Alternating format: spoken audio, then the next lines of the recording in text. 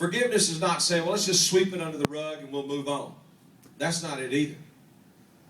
Forgiveness is being able to say to somebody, you wronged me, you hurt me, and I will probably always wear this scar of hurt that you gave me, but from this day forward, I'm not holding you accountable to try to pay me back because, number one, you don't have enough stuff to pay me back for the hurt. So I'm going to be bigger than you and bigger than this situation. I'm going to take victory over it, and I'm going to say I'm releasing that. I don't want you to pay me anymore. You owe me, but you'll never be able to pay me enough for it. So I'm not dragging this along anymore. I'm releasing it and letting it go. That's kind of what forgiveness is. Because then it maintains the fact that it was a sad thing, it was a bad thing, it was a tragic trauma. But you're not going to let it dominate you. That's what forgiveness then becomes. Other people reject the dare to change. Let me ask you a question. Are you ready for this? Seriously. If nothing changes in your life a year from now, 1 year from now, if nothing has changed from what it is today, are you going to be okay with that? Now, I've actually people say, yeah, I'm cool. I don't want to change. Everything will stay the same way. But seriously, is there room for improvement? Is there something that you want? Is there something that you're ready for? Yes. That you want to go that next level? People reject the dare to change. Fourthly, I expect too much out of myself because of my perfectionism. Oh, I have a rule for me and then I have a rule for everybody else. I'm forgiving to everybody else, but I'm not forgiving to me. And I hold myself accountable. And so, and often what we do in our lives when we hold ourselves to perfectionism is that we always raise the bar. Just about the time we work ourselves to a place where we've succeeded, we raise the bar just to piss ourselves off. Just to show ourselves you're not going to go any further than this. You'll never be able to succeed. Perfectionism drives us crazy. Okay? So how do you discover the champion in you? All right, let me give you, this is good stuff. I mean, you're not going to get this down here at the psychology thing down here, next door. I love psychologists, but come on. They're just going to test you. Okay, ignore that. But this is good stuff. Number one, you've got to want to win. You've got to have a desire. You've got to somehow get motivated. Let me tell you something. And I'll tell you more about that. Well, you know what? I'll talk about that later. You just got a desire that you want to win. There comes a point where you have to get dissatisfied with being satisfied. You got to get uncomfortable with being comfortable. You can't just continue with the status quo. What else is there? Oh my gosh, I've got so many plans in my ADHD brain. I've got so many things I want to do. I seriously considered a second doctorate not too long ago. Really.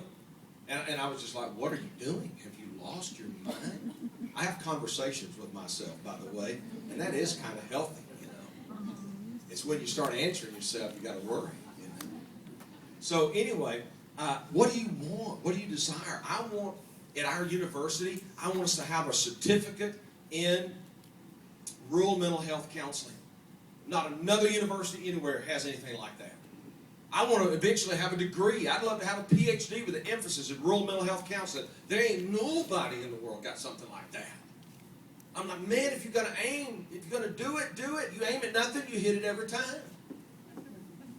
Stop settling for mediocrity. Have a dream, have a desire. You've got to want to do this. Secondly, interrogate reality. I have a friend of mine who's my life coach and my best friend. He's absolutely a wonderful guy. And he'll tell me that. Let's interrogate reality. God, I hate it when he says that to me. Because then I got to look at it like it really is. What is the reality of this situation? You may have to change your way of thinking. Think outside the box. Well, I've always done it this way before. And that's why you're where you are. Man, and being a pastor for 32 years, I have just seen it all. I really have. I have just, no wonder, you know, Moses struck the rock, okay, with his staff. I mean, he really was probably thinking, if this was your head, I'd just bang you right here, you know, because they were just driving him crazy, you know. But it's like, you know, the song of so many of these old congregations should be, I shall not be moved, you know, because they don't want to change. And for some of you, it's the same way. I don't want to change. You know, I'm kind of liking it the way it is. You may have to change your way of thinking about things. Thirdly, you may have to change your company. It's hard to soar with the eagles when you're hanging with the turkeys. I love that. It's one of my best foul jokes I've got. It's hard to soar with the eagles when you're hanging with the turkeys. Because, man, people drag you down. They just drag you down. Oh, my God. Let's do this. Oh, no, we can't. No. I heard about one old guy in a business meeting at a church, and he was a deacon. You know what deacons are? They're the butt rash for the pastor, you know. And, oh my God! And so they came up with at the business meeting. They said, we're going to buy a chandelier for the church. It was a country church, you know. We didn't know what a chandelier was. He said, I'm against it. They said, what? He said, I'm against it. I vote no. They said, well, you haven't even heard the rest of the motion. Why are you voting no? He said, first of all, ain't nobody in here can spell it. He said, secondly, there ain't nobody in this place that can play the darn thing. And he said, thirdly, we need to be worried about getting some lights in this place. So you're going to have those people, man. And if you're in an organization, this is one of the things I work with people in teams when I'm like doing coaching in organizations. And they talk about, well, man, you know, we got old Jones over here who's just like constantly, you know, throwing a monkey wrench into the deal, you know, and dragging us down. Well, here's what you got to do. Instead of trying to change Jones, you might as well try to open up a soda shop in hell as to change some of these people. You just might as well forget that. You're not going to change them. So what you do is you plow around them. You just plow around them. You know what? If Jones don't want to go, that's fine. If Jones don't want to work with the group, fine. Then work with the people you can. Find the people you can. And you know what? Changing your company may involve changing where you work. It may mean changing the friends that you hang with on a regular basis. It may even mean changing the person you're with. Because if you've got people who are dragging you down, putting you down, being negative, and sapping the energy out of you and hurting you in so many ways, emotionally or physically or whatever, you need to move on. You need to move on. Man, life is too short to be sucked dry by somebody else. Fourthly, you know what? They're like leeches, aren't they?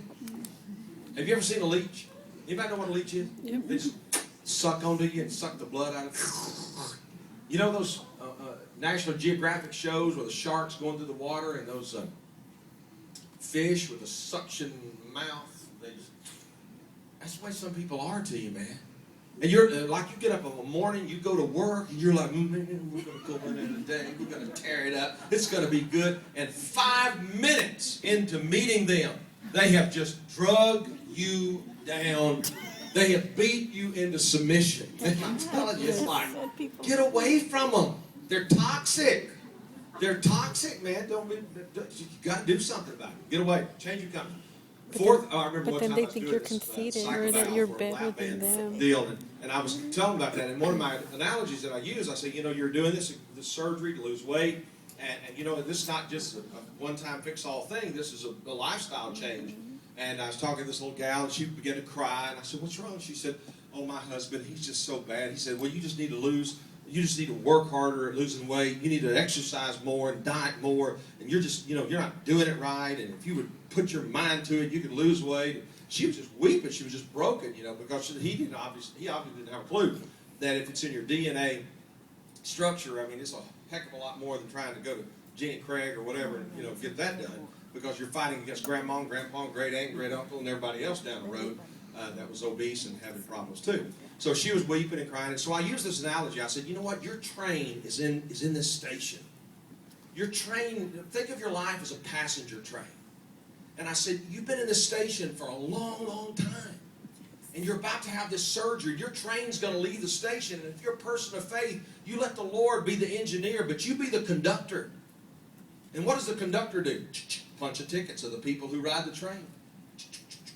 And if they can't be positive and encouraging and supportive and loving and helpful and positive in your life, don't punch the ticket.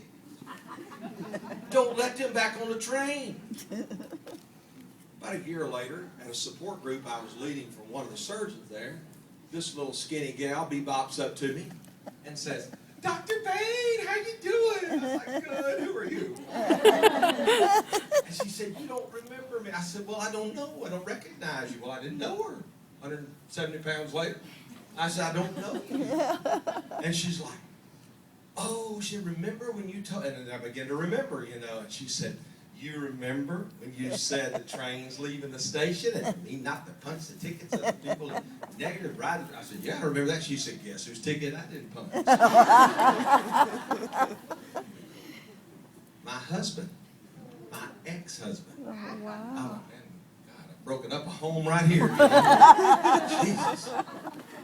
He needed to be kicked to the curb, you know. So you have to change your company, all right? Now, then you may have to change your goals. What are your goals in life? Think about it. What are your goals? You say, "I don't have a goal. I just got to get out of bed in the morning. If I can get out of bed and sneak up on a cup of coffee, that's all I care about. Get home, get in bed, go through the same routine.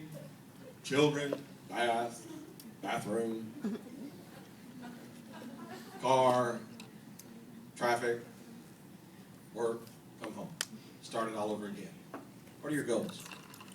If nothing changes a year from now, are you going to be cool with that? So how are you going to get there? Well, I don't know. I'm just praying that a miracle will happen. You'll be there, the same place next year. You gonna wait on something that's not gonna. You know, we use God or our higher power as a crutch. Well, I'm just waiting on God. Waiting on God. You gonna wait till hell freezes over. I tell you what, you gonna wait. You gonna wait till they haul you off and bury you 6 foot under. You need to make something happen. You need to make something happen. I heard about one guy who believed that kind of stuff, and a big flood came and flooded all the area around him, and he went up on his house. Guy came by in a rescue boat. "Get in, man. I'm going to take you." He said, "Nope, God's going to rescue me. I'm waiting on God." He said, "What?" He said, "Go on." So the guy drove off. Well, a little bit later, another big boat came by. "Get in here, guy. I'm going to rescue the flood riders of water." He said, "Nope, I'm waiting on God." He said, "Get off the house and get in the boat." He said, "Nope, I'm waiting on God." He said, "In that case," so he drove off. About that time, a helicopter came through. The guy on the speaker, "Get a hold of the rope. We're going to bring you and rescue you." He said, "I'm waiting on God." Well, water kept rising, flooded, the man drowned. Got to heaven. He walked before God. "Why? You failed me. I was waiting on you." God said, "I sent 2 boats and a helicopter, and you didn't take that help." If you wait on something, if you wait, you're going to wait too long. Don't wait. What's it going to take for your life to get better? Okay? All right, next.